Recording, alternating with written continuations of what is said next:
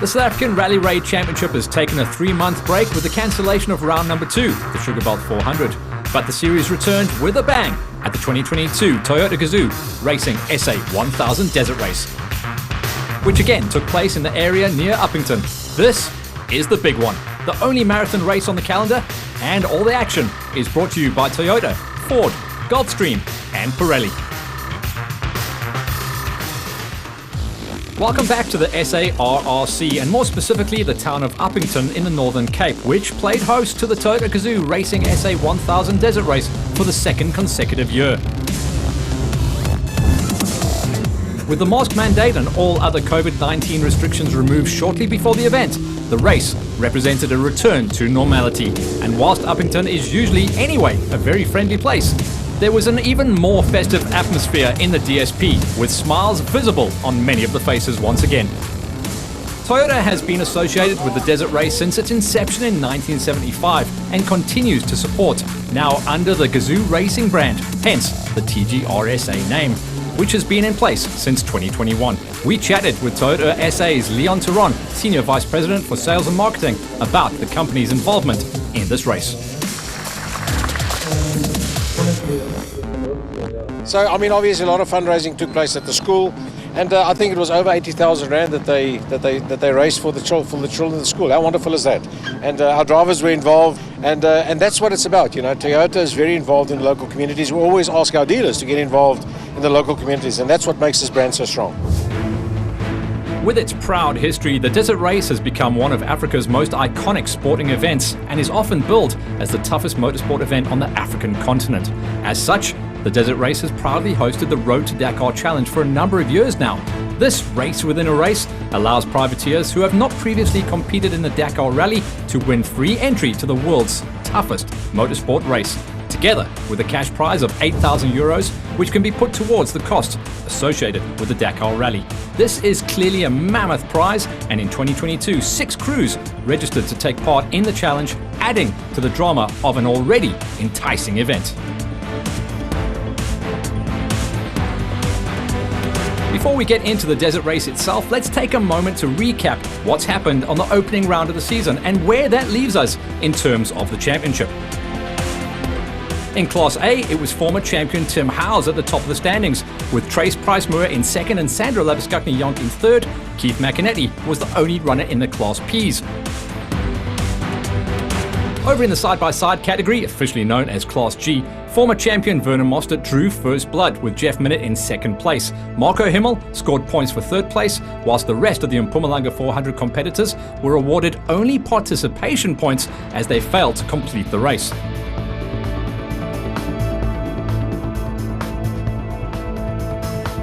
In the production category, 4 crews scored points in the Class T battle at the opening round. Force Prinsloo, that time coming out on top ahead of Bernard Johnston and Christo Rose completing the top 3.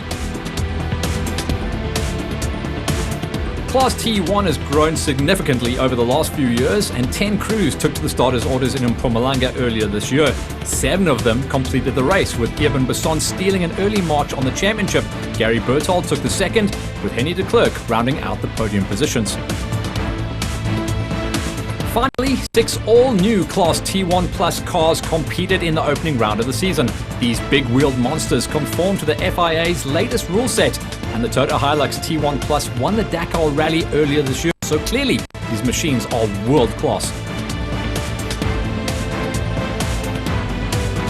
Defending champion Henk Ladergan notched up his first win for the year, with teammate Shamir Variawa recording points for second place, Ford's Gareth Woolridge finishing off in third place. Keen-eyed viewers may have noticed that none of the crews who campaigned 4x2 buggies appeared on any of the scoreboards above. Well, this is because those crews have now moved from the special vehicle category, where they competed in Class A at the opening round of the year, to their own class within the production vehicle category. As such, the CR6 cars now compete in a class called T1.2, and any new vehicle that conforms to the rules for this category will be able to compete against them. With the introduction of this all-new class, which is aligned with the FIA's classes and categories, the production category now consists of Class T, Class T1, Class T1.2 and the Class T1 Plus, making provision for a variety of powerful and spectacular vehicles to compete against similar cars within their class, as well as the overall production category. So those were the points as well as the changes prior to the TGRSA 1000 Desert Race. Over in Uppington, the crews were preparing to go into battle for the first time in months following the cancellation of the Sugarbelt 400. We caught up with some of the key players before they took on the Pirelli qualifying race for the biggest event of the year.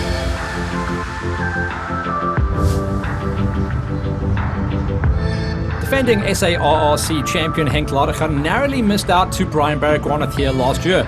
The TGRSA driver hasn't had the best luck at the desert, but was clearly hoping for a good result in 2022. This is the one that so far I haven't done the best on, so this year I need to have a clean run. We've always had some issues or something go wrong on this race. He'd have to fend off attacks not only from the wider competition, but also from his teammates. Janelle de Villiers is himself a multiple former champion, and the man from Stellenbosch seems to revel in the longer races. Yeah, we've been testing the last 2 days here, so we're trying to fine-tune the cars.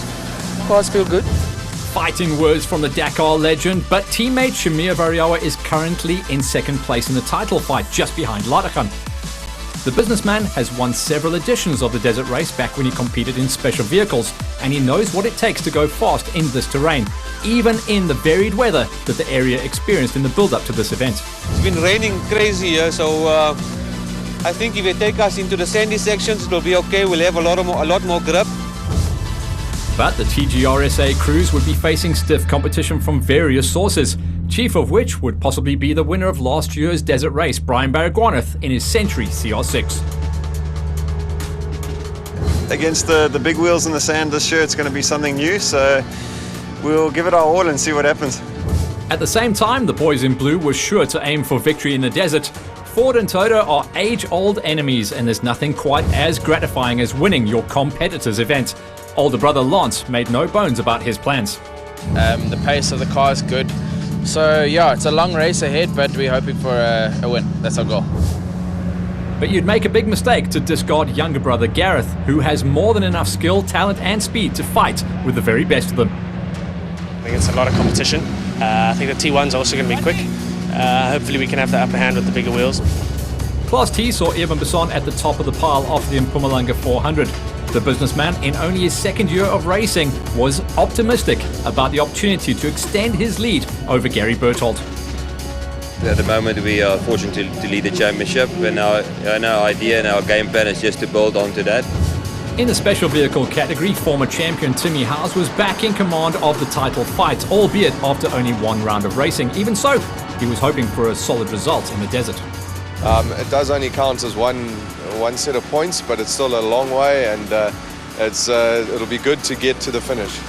Another former champion, Vernon Mostert, found himself leading his class. The Class G stalwart was aiming for a good result, even though he had some bad luck at the desert in the past. But with a new car and a new navigator in the form of his son Ian, Mostert was looking forward to the race. Yeah, leading the championship so far, it's an honour for us to be able to do that, and we're hoping to keep it that way. So we're definitely going to try our best to do that. There were also some new faces at the desert, as well as a couple of changes in terms of equipment. Notably, Toyota regular Chris Visser had jumped ship to the redlined Revo, and the burly farmer was full of praise for his new steed. The car was really good. So we made a couple of changes, but I think the car was really good. In the meantime, a new team had arrived as part of the SARRC. During a glitzy launch event in Malalan, the men from the Lowveld announced their new partnership in the form of #TeamHilux. A powerhouse team consisting of Eben Besson and Leander Pienaar, Johan and Werner Horn, and Fouchier and Bertus Blicknoot. They'd also be joined by Benjamin and Elia Kotzer for the desert race. Here's team spokesman Eben Besson to tell us all about it. Yeah, sure. No, it's exciting for us. A new team. It's Team Hilux. What we do, we want to bring it closer to the communities, to the local guys, get them involved, show them a bit of our sport. Finally, the desert race always attracts crews from outside of South Africa's borders, and 2022 was no exception. No fewer than 5 international crews joined the fray in Uppington, including SARRC regular Tommy Bell in a redline Revo, Yannick and Valerie Panagiotis and Jerome and Anne Galpin would both be enjoying their first foray into the SARRC, both driving Century CR6 buggies. And finally, Danny Schroeder and Ryan Bland, who regularly feature in the SARRCs, also flew in to compete in the desert. They'd be joined by Daniel's father Jürgen, who had Michael Abramson reading the notes, both Schroeders racing in Nissan Navaras. With the pre-race formalities taken care of, it was time to go racing in Uppington. The weather on the Friday of the race was uncharacteristically cold and wet, but even so, the crews were preparing for some hot racing action. The Pirelli qualifying race was set to take place over 43 kilometres, with TGRSA's Henk Ladekan and Brett Cummings the first car onto the route.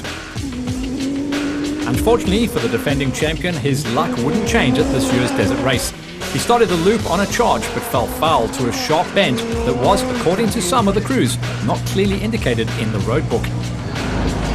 His car made contact with some big rocks and caused significant damage to the Class T1 Plus Hilux, effectively sidelining the champ. It was a fast left-hander, long left sweep, and there was no instruction, nothing on the GPS, and all of a sudden the road kinked to the left and there was a massive hole with a lot of massive rocks on the outside of the corner, and we were the unfortunate ones that collected the biggest rock first. On the flip side came the big-wheeled Class T1 Plus crews who dominated the qualifying race. Johan and Werner Horn had only just joined the battle in the class, driving Gifpeil Mark II, their all-new steed. They went 5th fastest, just 10 seconds off the pace setters.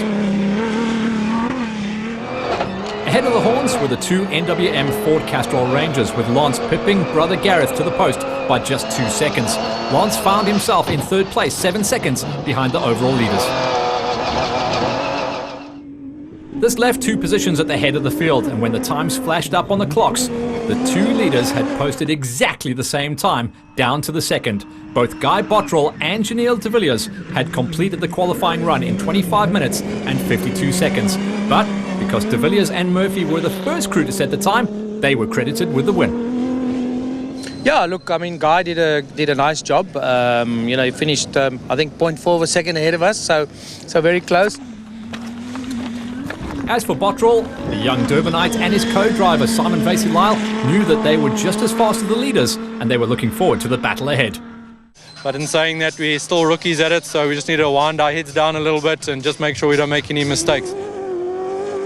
The fastest car in Class T1 was the striking new Redline Revo driven by Chris Visser and Albertus Venter. The pair were 38 seconds behind the leaders, despite driving in a different class. A couple of places that caught us out, so overshot here and there, but yeah, other than that, the car was going well. Visser and Venter showed a clean pair of heels to their nearest Class T competitors in the form of Henny de Klerk and Adrian Rutz in the Volkswagen Amarok. De Klerk and Rutz in turn found themselves ahead of Redline's Johan de Bruin and Navigator Gerrit Skitter.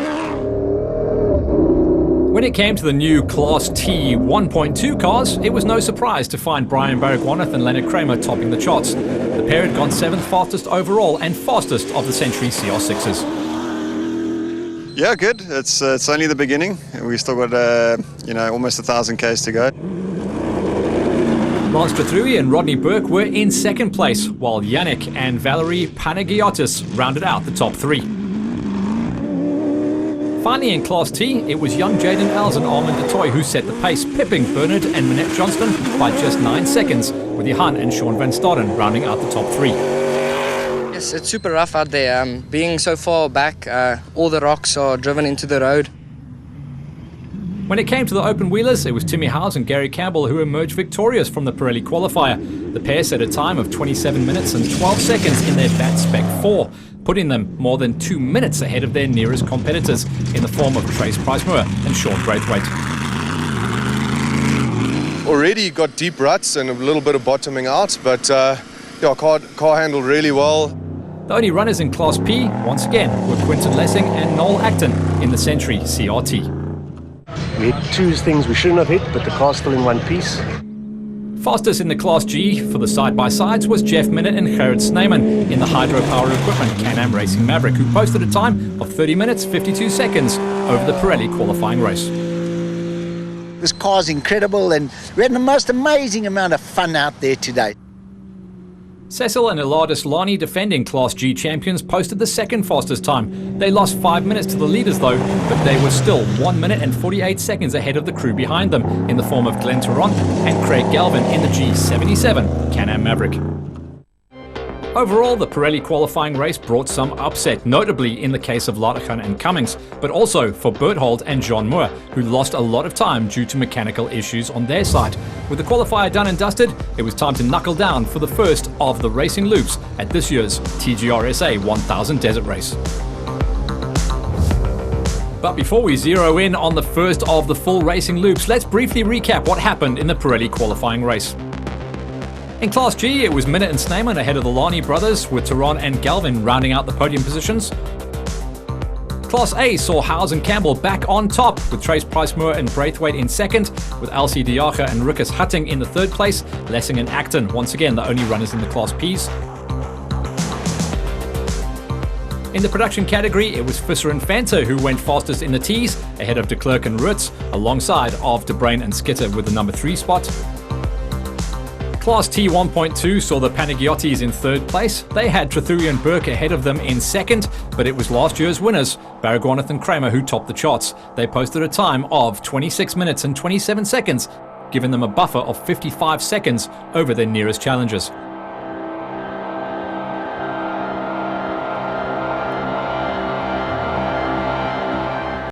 Finally, the men and women at the top of the charts, the Class T1 Plus machines. Woolridge and Vonk were there in third place, just 7 seconds adrift of Bottrell and Vasey Lyle, and De Villiers and Murphy.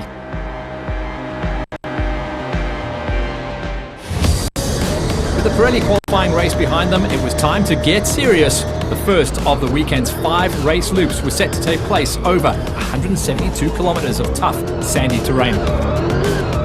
The weather was still cold and wet though, but for the crews taking the starters' orders, the adrenaline was now pumping, ensuring things were about to heat up. The structure of the 2022 TGRSA Desert Race was somewhat different in that the Friday saw both qualifying as well as some race action. After the qualifying race, the top crews were called to the numbers draw ceremony, where they get the opportunity to somewhat influence their starting position for the start of the race. Starting positions can often make or break one's race, and on this occasion, Chris Visser was handed the unenviable task of opening up the road. At exactly 12:30 on the Friday, the flag was waved to signal the official start of the 2022 TGRSA 1000 Desert Race. Visser was off first, followed by a mere 41 crews that made up the entire field for the 2022 event. The big-wheeled and powerful Class T1 Plus and T1.2 cars were churning up the sand and leaving big ruts in their wake, which presented a whole new challenge for the smaller Class G cars, who had to try and stay afloat in some very tough terrain. After the qualifying race and the first race loop that covered no less than 171 kilometers, some of the Class G cars reached the DSP, whilst others did not. Young Namibian Marco Himmel became the first victim of the race when he failed to reach the finish, leaving the way open for Glenn Tarrant and Craig Galvin to set the 4th fastest time in the Class Gs. It was still early days, so the gap between Tarrant and the Mostards, who were currently occupying third, was only around 2 minutes. The Mostards were trying to recover from their problematic qualifying race, so there was a huge gap of around 28 minutes between themselves and the Can-Am Racing Maverick that ended the day in second position. The car in question was driven by defending class champions the Lani brothers, who were keen to score a good result at the toughest race of the year, but they were now 4.5 minutes behind class leaders Jeff Minnaert and Gerrit Snyman. Minnaert is an old hand, and although he only swapped the navigator's seat for the steering wheel in recent times, the wily old fox was exactly where he wanted to be. So we're delighted that we're in the lead, but we still got 2 days of focus and concentration. There was no classified finishers in the Class Ps for the special vehicles, so it was left to the big guns in Class A to battle for special vehicle glory. The porter of LC Diacha and Rikus Hutting suffered from a few niggles that slowed them down to a 4th place finish at the end of the day's racing. Less than a minute behind the 3rd place Bat Viper driven by lady driver Sandra Labuskakny-Jonk.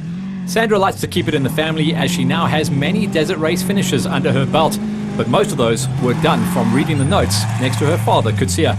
In recent times, Sandra has assumed the driving role duties, whilst husband Jaco Jonk has slipped comfortably into the navigational chair. Exactly 10 minutes separated the Yonks in 3rd and the 2nd place special vehicle in the hands of Trace Price-Moore and Sean Braithwaite. The Italians, however, had their eyes set on the fight for 1st place in class, and and that first place currently belonged to former champions and fellow Italians Tim Howes and Gary Campbell.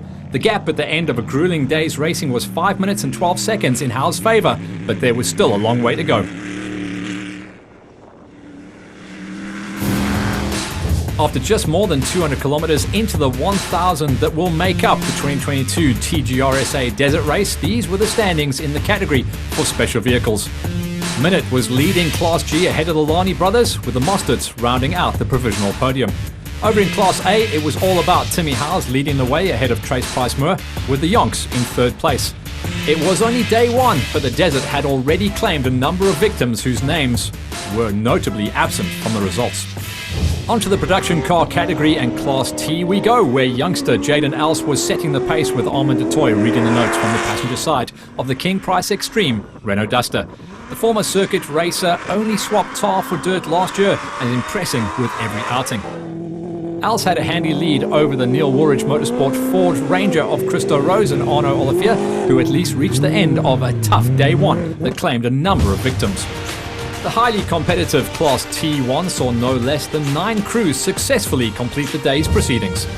Redline Motorsports' Johan de Bruyn had a tough day in the VK56 at his very first desert race, but at least he made it to the end of the day, just a minute or so behind fellow desert race debutants Forscher and Bertus Blicknote. The two Witbank brothers already survived a roll in their Team Hilux Rally Raid machine and ended their first ever day in the desert 8th, within striking distance of the crew in 7th. That crew was none other than Dubai-based businessman Tommy Bell and local navvy Wade Harris in the red-lined Revo. Things were getting tight in this class as only 35 seconds separated the Revo and the King Price Extreme Mercedes-Benz of Schalk Burger and Henk Janssen van Vuren in 6th, whilst Philip Buerter and Roelof Janssen van Vuren enjoyed a bit of a gap over Burger in their red-lined VK56. Buerter, however, had his sights set on the car in front of him, the Toyota Hilux driven by Gary Berthold and Jean Moore, who were recovering from having brake issues earlier in the day. This class is truly competitive, with German driver Danny Schroeder and Navi Ryan Bland occupying the current third spot in their Nissan Navara. But there was some distance between the German and the current second place crew of Irben Besson and Leander Pienaar. The Team Hilux Rally Raid pairing had a few issues, but Besson's impressive rise in the sport continued. Having said that, there was nothing that he could do about the pace of the highly experienced Chris Visser. Together with Albertus Venter, the Freiburg farmer was clearly enjoying his new red-lined Revo and completed the day at the top of the Class T1 standings. Even with Visser's pace, it was safe to say the overall race leaders would be behind the wheel of either a Class T1.2 or a T1 Plus, and so far, this was indeed the case. 2021 Desert Race winners Brian Baragwanath and Leonard Kramer were setting a blistering pace in the Century Racing CR6. BB, as he is also known, was however not in the overall lead of the race, but leading the new T1.2 class over teammates Lance Chathuri and Rodney Burke by a comfortable 5 minutes. Chathuri in turn had around 4 minutes in hand over racing stalwart, but now new to the class, Malcolm Koch, with Jaco van Aert reading the notes in yet another Century CR6. Behind Koch, the French teams were clearly enjoying the desert race here in Upington, with Yannick and Valerie Panagiotis keeping a steady pace to occupy 4th ahead of their countrymen, Jerome and Anne Galpin. But if Baragwanath and his Century Racing CR6 wasn't leading the overall race, then who was? Before we get to that, let's tell you who wasn't. Unfortunately for the Ford crew of hopefuls, Gareth Woolridge and Boyd Dreyer, the NWM Ford Castrol Ranger, picked up an issue along the way and relegated Woolridge to the back of the field. Making their way back up the leaderboard was the Toyota Gazoo Racing Hilux of defending champions Henk Ladegan and Brett Cummings, but their qualifying crash really put an end to their chances. This was only their first outing in the brand new Team Hilux Rally Raid Hilux for the well-known Horn brothers from Malalan, and they were currently in 5th, not far behind the Toyota Gazoo Racing Hilux of Shamir Variawa and Donnie Stassen, who were as solid as ever. Variawa would have had his eyes on a podium, but the final podium position at this stage of the race belonged to the NWM Ford Castrol Ranger of Lance Woolridge and Alvin Vonk. With the Ford in 3rd, it meant that the crews behind the wheels of the Toyota Gazoo Racing Hiluxes were battling it out for the TGRSA race honours. And although it was only the end of the first day's racing, it was clear that Jamil de Villiers and Dennis Murphy were the class of the field. The Dakar legend knew that he had a fight on his hands though, as teammates Guy Bottrell and Simon Vasey-Lyle completed the first 200 kilometers of the race less than 2 minutes behind them, setting the scene for the rest of the race. Here's the confirmation of the production vehicle standings at the end of day one. Jaden Els was leading the way in Class T ahead of Christo Rose. Chris Visser was in a class of his own in the T1s ahead of Eben Besson and Danny Schroeder. Brian Bergwanath was in third position overall, but well in command of the newly formed Class T1.2 ahead of Lance Trethuri and Malcolm Koch. But at the top of the overall as well as the Class T1 Plus standings, it was all about Chanel de Villiers and teammate Guy Bottrell, with the forward of Lance Woolridge rounding out the provisional podium. That's all we have time for this week, so join us again next week for the remaining 700 kilometers of the 2022 Toyota Gazoo Racing SA 1000 Desert Race. All the action was proudly brought to you by Toyota, Ford, Gulfstream and Pirelli.